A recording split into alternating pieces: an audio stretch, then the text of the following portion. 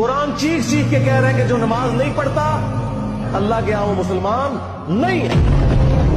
सही मुस्लिम में ये हदीस लिखी है 246 के बंदे के कुफ्र और ईमान, शिर्क और इस्लाम के दरमियान फर्क ही नमाज है।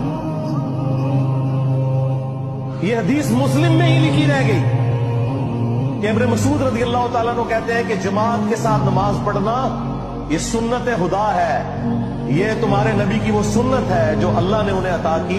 अगर इसे छोड़ दोगे तो बर्बाद हो जाओगे।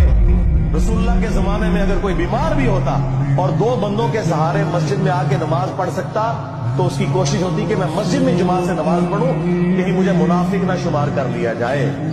जमात छोड़ने पर रसूलुल्लाह के जमाने में समझा जाता था सल्लल्लाहु अलैहि वसल्लम के बंदा मुनाफिक है।